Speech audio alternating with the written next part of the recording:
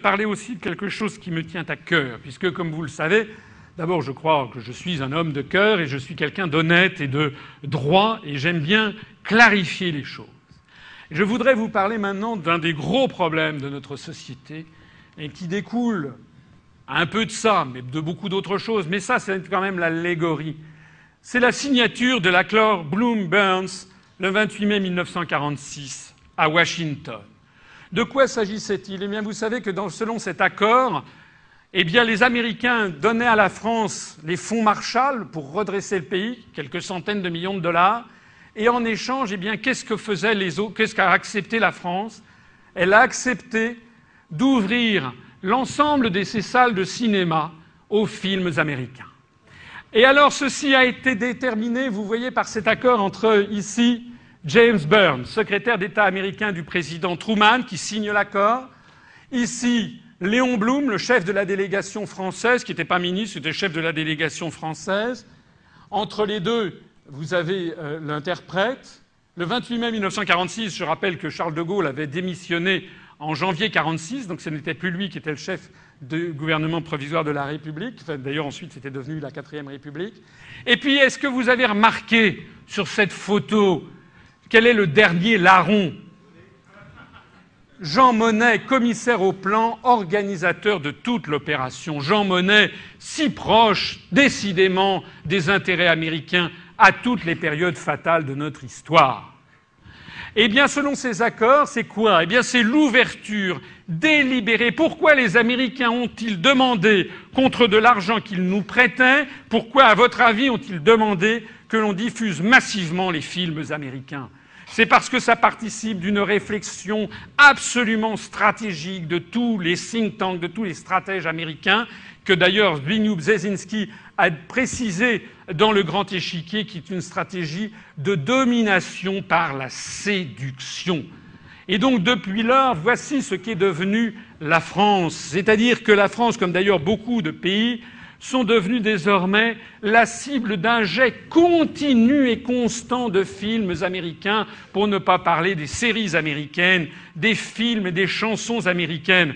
En d'autres termes, nous n'avons pas affaire en ce moment à une ouverture sur le monde, nous avons affaire à un verrouillage mental conçu expressément à des fins de domination géopolitique. La mondialisation, ça n'est pas la mondialisation, c'est un mot truqué, la mondialisation. Le vrai mot, c'est américanisation.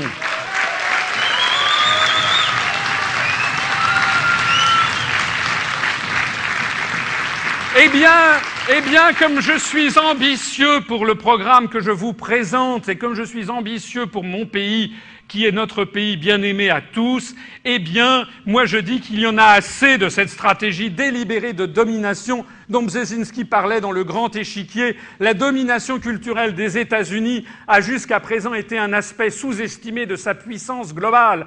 Quoi que l'on pense de ses qualités esthétiques, la culture de masse américaine exerce sur la jeunesse en particulier une séduction irrésistible.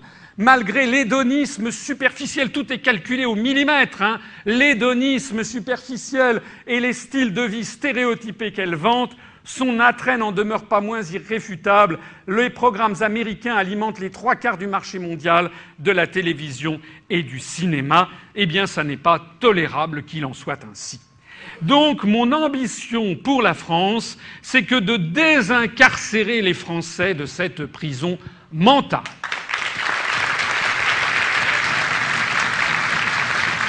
Et comment faire pour les désincarcérer de cette prison mentale ? Eh bien, nous allons leur opposer quelque chose qui est typiquement français. La France a le goût d'un... C'est typiquement ce qui... Tous les peuples du monde le savent. Quand on pense à la France, on pense à l'universel. Eh bien, nous, la France doit refuser la mondialisation anglo-saxonne, mais promouvoir l'universalité des peuples et des cultures. Parce que figurez-vous que le monde ne se résume pas aux États-Unis d'Amérique.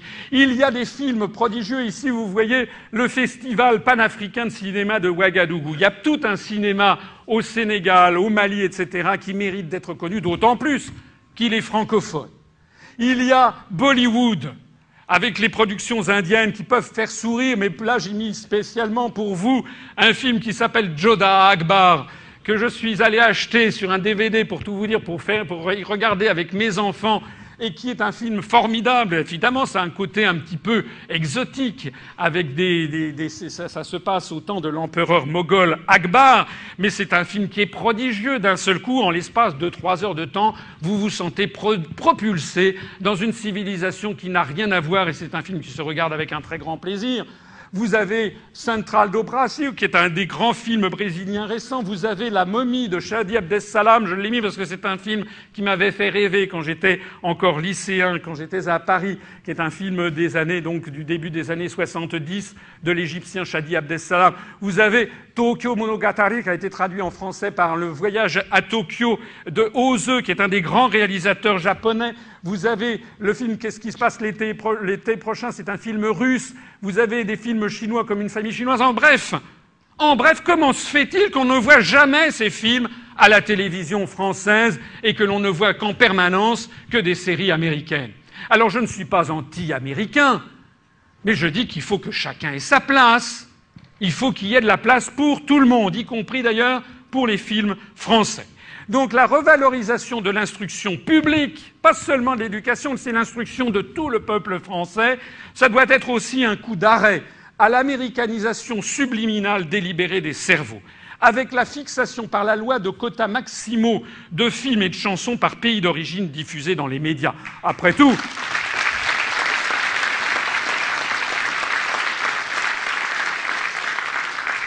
il suffit d'ailleurs d'aller sur une radio française de la bande FM, a fortiori après 20h du soir, après 8h du soir, à l'exception de Chante France et peut-être de Radio Nostalgie, il n'y a que des chansons américaines sur toutes les bandes et la bande FM. Donc ça pose quand même un véritable problème. Et d'ailleurs, ce qui est très intéressant en termes culturels, c'est que vraiment, quand vous allez en Inde, ça n'est plus le cas. Quand vous arrivez dans le monde arabo-musulman, ça n'est plus le cas. Donc vous voyez qu'il y a vraiment des stratégies de domination. Alors, des quotas maximaux, ma foi, si on disait qu'il ne peut pas y avoir plus de 30% de films américains à la télévision française et 30% de chansons américaines à la radio française, ça serait quand même déjà pas mal. Et pas plus de 30% d'ailleurs de quelques pays que ce soit. Du coup, ça favoriserait naturellement l'expression et la diffusion de films venant d'autres coins de la planète. Que l'on ne vienne pas nous dire que nous sommes des nationalistes ou des je ne sais pas quoi. C'est tout le contraire. Nous sommes en faveur de l'universalité. L'enseignement aux Français de leur propre culture doit également être un élément décisif. Nous devons maintenir et approfondir l'exception culturelle avec une aide des pouvoirs publics à la création artistique française, aux films et aux chansons françaises. S'il y a encore une industrie du cinéma en France, c'est justement parce que dans le monde du spectacle, on s'est opposé justement à la loi uniquement du marché pour faire prévaloir d'autres intérêts. Il est donc tout à fait essentiel de maintenir cette exception culturelle que je propose d'élargir à bien d'autres secteurs uniques, pas seulement culturels, parce que en matière culturelle, ils ont eu des réseaux d'influence qui leur ont permis de faire passer cette idée. Puisque TF1 sera renationalisé, une obligation de qualité culturelle sur les grandes chaînes de radio et de télévision publiques, à commencer par la première chaîne. Il faut qu'il y ait quand même un minimum de quotas, minimum donc de programmation, par exemple de pièces du théâtre français classique. Je ne veux pas jouer les vieilles barbes, mais quand même, est-ce qu'il est normal que jamais les Français ne puissent voir à la télévision française une pièce de Molière ou une pièce de Racine de temps en temps? Je ne dis pas tous les jours, mais de temps en temps qu'il y en ait une par mois. Est-ce que ce serait trop demandé? De la même façon, est-ce qu'on ne peut pas avoir des opéras?